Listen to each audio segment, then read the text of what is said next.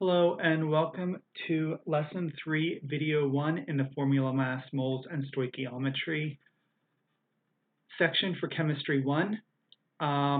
We are in our note packet. You are going to need a periodic table and a calculator for this lesson. So the first thing is I have a typo, stoichiometry. I forgot the O in there, so the correct spelling is up there. And stoichiometry is the study of relationships between reactants and products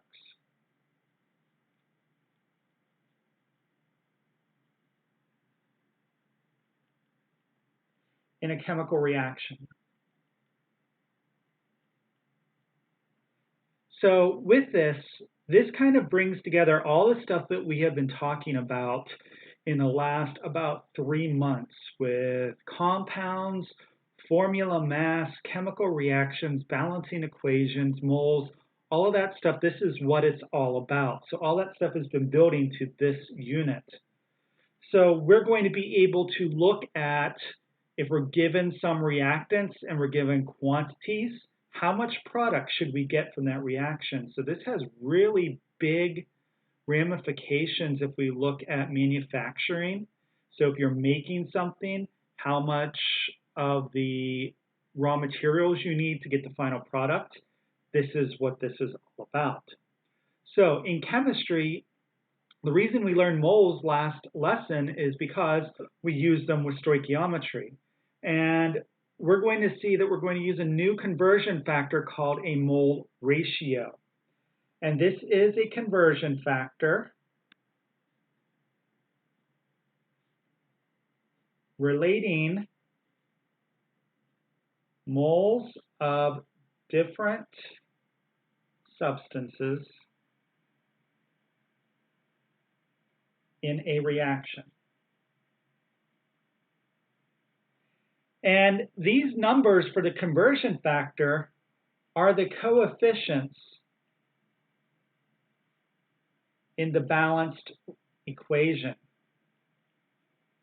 That's why we had to balance equations, as coefficients are going to be interpreted as moles.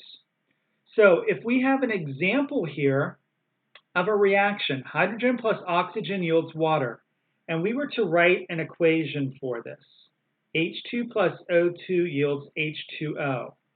And we were to balance it by putting a 2 in front of the H2 and a 2 in front of the H2O. That equation is now balanced. These coefficients can be read as moles. So 2 moles of hydrogen react with 1 mole of oxygen to give 2 moles of water. So with that, we can derive a lot of different conversion factors comparing all of these. So we could have a conversion factor of 2 moles of H2 per 1 mole of O2. That could be 1 mole ratio. We could have 2 moles of H2 per 2 moles of H2O. So that means that for every 2 moles of hydrogen we have, we can get 2 moles of water. Or we could say that for every 1 mole of oxygen needed, we can get 2 moles of water. All of these can be flipped upside down, and we could have 1 mole of O2 over 2 moles of water. So these are just relationships between the coefficients in the balanced chemical reaction that gives us our mole ratio. So we're going to skip this review of moles because we're not going to need that. We already did that our last lesson, so if you need to review moles, that's fine. So we are going to go down here to types of stoichiometry problems. And we're going to cover 4 different types. Mole to mole is going to be a 1-step problem. Mole to mass is 2 steps. And when we're talking about mass, we're going to be talking about grams.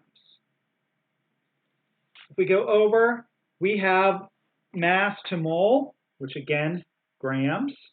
This is 2 steps. And probably the most common one, mass to mass or gram to gram problem, those are 3 steps. And there are so many more types of stoichiometry that are taught in chemistry. This is just the basis for it. So we have some general steps that we are going to follow. If we're not given a balanced chemical equation, we have to balance it. We're going to look and see what is given and what is wanted. And we can either write that down or we can underline and circle things. So we can underline what is given and circle what is wanted. We're going to start the conversion of what is given, including the units and labels. And then we're going to use conversion factors. So we're going to have two that we're going to use. Our mole ratio, which is moles over moles, or we can use formula mass, which is moles in grams. So those are the different types of reactions. So we're going to either use 1, 2, or 3 different conversions. Make sure our answers have the proper units and labels, and always remember to use significant figures. So our two conversion factors are listed here, and our next video is going to look at example problems for mole to mole.